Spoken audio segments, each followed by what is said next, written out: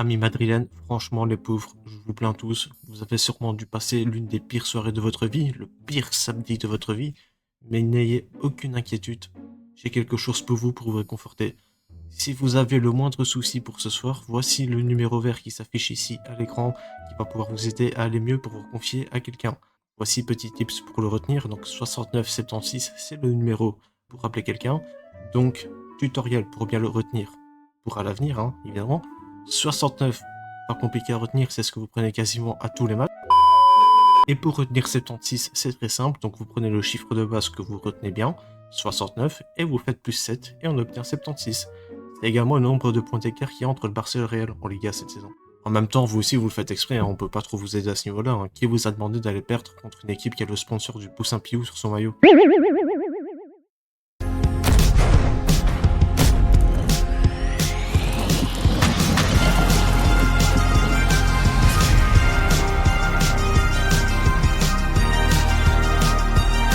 Salut tout le monde, aujourd'hui on se retrouve pour une toute nouvelle vidéo et aujourd'hui on se retrouve pour une vidéo débrief. Le Barça se déplaçait chez l'Atlético Madrid pour le premier round de ce marathon entre ces deux équipes. Donc pour ceux qui l'ignorent, on va s'affronter 3 fois en l'espace de 2 semaines. C'était déjà le premier match en Liga. Le Barça a remporté le premier round chez l'Atlético en Liga. C'était pour la 3e journée de Liga. Le Barça avait l'occasion ce soir de qu'est-ce que je raconte, de maintenir son trône de Liga en prenant cette fois-ci 7 points d'avance sur le Real Madrid, qui eux avaient perdu contre Mallorca un peu plus tôt dans la journée.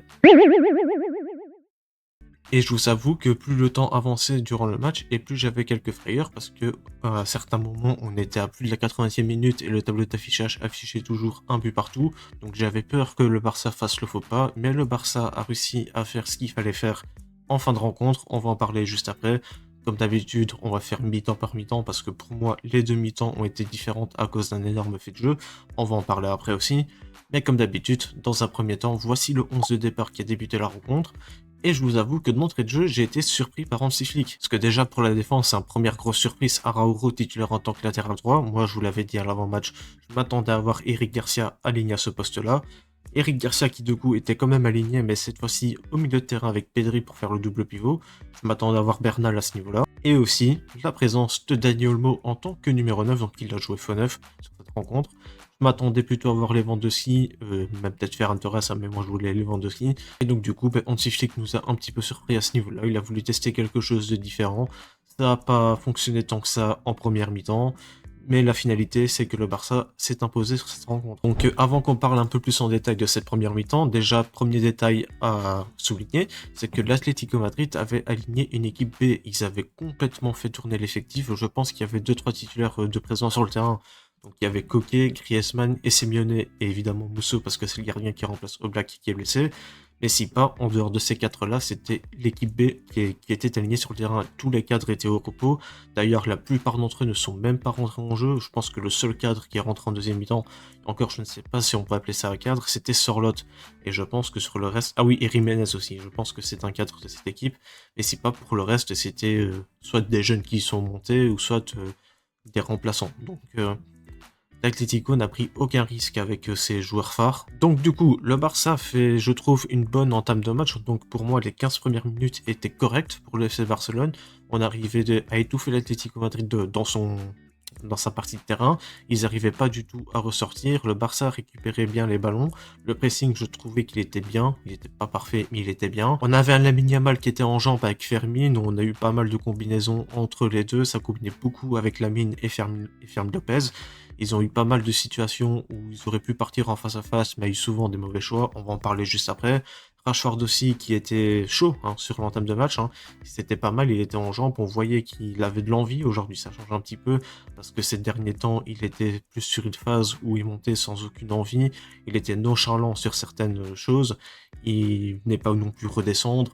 Mais enfin bref, les 15 premières minutes, je trouve que l'équipe entame bien la rencontre. Mais après ces 15 premières minutes, on va voir directement que le Barça ne va plus presser de la même manière, ou soit quand ça va être fait, ça va être très mal fait, parce que tout simplement, l'Atlético Madrid va réussir à ressortir très facilement cette fois-ci de son milieu de terrain. Ils vont souvent lancer les attaquants dans le dos de notre défense. Ça a souvent été le cas. Plusieurs fois, le drapeau s'est levé pour position de hors-jeu, mais la plupart du temps, ce n'était pas le cas. Donc heureusement que les mauvais choix ont été faits la plupart du temps pour l'Atlético Madrid. parce que l'arbitre signalait hors-jeu, mais il n'y avait jamais hors-jeu. Ça, c'est une chose à savoir. De plus, encore une fois, on s'est retrouvé un peu dans une situation, le but qu'on encaisse par exemple, c'était un but qu'on avait pris lors du 4-0 qu'on avait pris en Coupe du Roi. C'était exactement la même situation, c'était une relance qui partait de la défense adverse parce qu'il n'était pas pressé. Donc si je me souviens bien, c'était l'Anglais qui avait lancé Simeone, c'est lui qui a marqué, c'est lui qui lance Simeone dans le dos de notre défense qui n'était pas du tout hors jeu. Il part en face à face tout seul avec Juan Garcia et ça fait but. Et ça, malheureusement, c'est une chose qu'on avait déjà vu plusieurs fois. Donc, en début de saison, ça avait été le cas. Pendant que Rafinha était absent, c'était le cas. Et c'est pas une coïncidence, hein, Rafinha n'était pas là aujourd'hui. Et donc, tout ça pour dire que le but qu'on a encaissé, ce n'est pas la première fois qu'on le prend. On l'avait pris aussi face à Chelsea. Face à Paris, il me semble que c'était pareil. Sur le but de Gonzalo Ramos, c'était un petit peu un truc similaire. Hein. Ça n'a rien à voir. Mais c'est pour dire que c'était une défense qui était complètement abandonnée parce que le milieu avait arrêté de presser, les attaquants ne pressaient plus non plus. Donc c'était facile pour l'Atlético Madrid. Ils passaient trop facilement dans notre milieu de terrain, ça se baladait beaucoup trop. Les relances de la défense adverse étaient trop simples. Et ça s'est payé très rapidement parce qu'on a pris un but. Et ça a été le cas jusqu'à la 40e minute. Ce que j'ai bien aimé par contre après le but, ça a été la réaction immédiate du Barça. On a directement égalisé au bout de 2 minutes après avoir pris le premier but. C'est Rashford qui va aller marquer ce but. C'était une passe décisive de Daniel Mo, si je me souviens bien. Mais c'était une action qui était bien faite hein, pour l'égalisation. On a mis le 1 partout. Et ensuite, en fin de première mi-temps, donc Lamine Yamal est parti plusieurs fois dans le dos de la défense adverse. Le latéral gauche, hein, il a pris le tarif. Hein. C'était Nico Gonzalez qui est aligné à ce poste-là. Le pauvre, il a passé un véritable cauchemar. Et d'ailleurs, la preuve, il va prendre un carton rouge que Lamine Yamal va gagner en partant tout seul. Il va faucher Lamine Yamal dans le dos. Il va prendre un deuxième jaune. Ça va faire carton rouge, mais la VAR va intervenir pour modifier ça, parce que la VAR tout simplement a appelé l'arbitre, d'ailleurs ça a pris énormément de temps juste pour ça, mais la VAR sera intervenue pour annuler ce double jaune et plutôt mettre un rouge direct pour Nico Gonzalez. Bon, en soi ça change rien parce que l'Atlético finit quand même à 10, mais c'est plus niveau des sanctions, je pense que pour les sanctions, rouge direct, sauf cas exceptionnel, c'est 2 matchs de suspension, tandis que si tu prends double jaune, c'est un match. Donc je pense que c'est à ce niveau-là que la VAR est intervenue. Donc on était sur une première mi-temps qui avait été bonne au tout début, sur les 15 premières minutes, comme je l'ai dit, c'était bon. Puis après ce premier quart d'heure, l'Atlético a pris l'ascendant sur nous parce que notre pressing était mal exécuté, donc du coup ils arrivaient à ressortir trop facilement. J'en ai oublié de parler, mais Griezmann s'est un petit peu amusé hein, aujourd'hui avec notre défense. Et aussi au milieu de terrain, Griezmann, c'était trop facile pour lui. Même à un moment donné, il s'est fait plaisir. Hein. Il avait mis un grand pont sur Koubarsi. Araujo qui tacle, il se fait éteindre sur un crochet. Et heureusement qu'il exécute mal son geste derrière pour la frappe. Hein, parce que franchement, s'il aurait mis un but comme ça aurait fait très mal. Mais heureusement, il a complètement loupé sa frappe. Et ça a fait... Et ça est resté à 0-0. Et pareil, à un moment donné, il y a eu un centre en retrait qui est parti vers Griezmann encore une fois parce que je pense que c'était Araujo qui s'était fait passer parce que ça a tenté de jeu piège hors jeu, mais ils n'étaient pas hors jeu. Et heureusement, Griezmann reprend en première attention, mais ça passe à côté. Donc tout ça pour dire que Griezmann s'est bien éclaté avec notre défense et notre milieu de terrain qui était assez faible en première mi-temps. Il faut aussi souligner la réaction qu'on a eue après l'ouverture du score de l'Atlético. On a très vite réagi et ça c'est une chose très positive. Donc pour moi, les joueurs que je n'ai pas aimés sur cette première mi-temps, donc sur ce 11 de départ, Daniel Mo, malgré qu'il avait été passeur décisif pour Rashford, j'ai pas aimé dans la globalité parce qu'on le voyait pas tant que ça. Cancelo, j'aimais bien offensivement, mais par contre défensivement, si je dis pas connerie, 3 fois il a fait une relance dégueulasse et 3 fois ça a été dans les pieds de l'Atlético, dans notre surface, et on aurait pu le payer très cher, mais heureusement on s'en est bien sorti sur ces coups-là. Eric Garcia, quand il était au milieu de terrain, j'étais pas fan du tout parce que niveau pressing et tout, ça passait trop facilement. J'ai bien aimé quand il est repassé en latéral droit parce que Araujo s'est blessé, mais pareil, Araujo j'ai pas du tout aimé aujourd'hui en tant que latéral droit. Donc quand Eric est repassé latéral droit, j'ai mieux aimé. Et en première mi-temps, j'aimais beaucoup Firmine et Lamine Yamal pour leur combinaison entre eux deux, ça j'aimais beaucoup. Beaucoup ils se sont trouvés, beaucoup ils se sont créés des occasions juste à eux deux. Et Rashford aussi que j'ai bien aimé en première mi-temps. Buteur, ça va lui faire extrêmement du bien. Après les matchs mauvais qu'il nous avait sortis, il nous a montré un très bon match aujourd'hui. J'espère qu'il va continuer sur cette lancée pour les matchs qui arrivent, parce qu'on va avoir besoin de lui. Et Juan Garcia que j'aimais bien aussi en première mi-temps pour ses sorties qui étaient toujours bonnes et son jeu au pied comme d'habitude. Rien à dire à ce niveau-là. Ensuite, la deuxième mi-temps commence avec un fait de jeu qui va directement perturber tout le monde. On va en parler tout de suite comme ça c'est fait. Donc c'est le fameux carton rouge que Gérard Martin a eu, qui a ensuite été annulé par la VAR. Donc je vais essayer de retrouver l'image. Hein. Mais en gros, c'est Gérard Martin va mettre une vilaine semelle en dessous du tibia. Je sais plus c'est qui, c'est Almada, je pense. C'est Almada qui se prend ça. Je vous montre l'image à l'écran. Donc, avec l'image que moi j'ai sous les yeux, malgré que Gérard Martin touche le ballon, parce que Martin en fait touchait le ballon avant de faire ce geste-là, moi malgré ça, qu'il touche le ballon ou non, donc s'il y a une règle, je la connais pas du tout à ce niveau-là. Donc, s'il y a des gens qui connaissent la règle, n'hésitez pas à me la préciser en commentaire. Mais enfin bref, moi avec les images qu'on me donne et les connaissances que j'ai, pour moi, ces cartes rouges, on ne devait pas revenir là-dessus, on devait finir à 10 contre 10, c'est mon avis. Après, s'il y a une règle qui dit l'inverse, je serais ravi de l'entendre. Et donc la deuxième mi-temps commence directement, donc Hansi Flick avait remplacé Fermin Lopez dès le début de la deuxième mi-temps, il a fait remplacer par Ferran Torres, l'immonde Ferran Torres, encore un match clownesque de sa part, on va en parler après parce que lui il m'a encore écœuré, il nous a bien foutu la haine, parce qu'on aurait pu mener plus largement s'il aurait fait mieux les choses, parce qu'il a tellement fait n'importe quoi sur certaines actions, il nous a plombé, et heureusement qu'on a mis le 2-1 en fin de rencontre, parce que si on gagnait pas ce match, ce serait en grande partie de sa faute. Hein. Mais enfin bref, on va en parler après de lui. Donc, Ferran remplace Fermin, et le Barça continue de jouer à peu près de la même manière après avoir égalisé, parce que l'Atlético ne fait plus rien, ils sont à 10, ils ont même remplacé des attaquants par des défenseurs sur certains moments du match. Donc l'Atlético, eux, ont aligné le bus, carrément. Ils n'ont plus rien tenté, ils n'ont jamais essayé de mettre le 2-1. D'ailleurs, Juan Garcia en deuxième mi-temps n'a pas eu de situation. Hein. Je pense pas qu'il ait eu de parade à faire ou ni quoi que ce soit. On n'a jamais été inquiété à ce niveau-là. Donc le Barça continue de pousser. Comme je l'ai dit, à un moment donné, j'ai eu quelques frayeurs parce que je voyais le chrono avancer, et on n'arrivait pas à la mettre au fond parce que surtout que Muso en face a été écœurant sur certains moments. Aussi grâce à Ferran Torres, hein. C'est pas compliqué en même temps quand t'as un mec comme lui. Mais Musso a été écœurant sur certaines actions. Mais enfin bref, on s'éloigne un peu. Donc comme je l'ai dit, le Barça continue à pousser.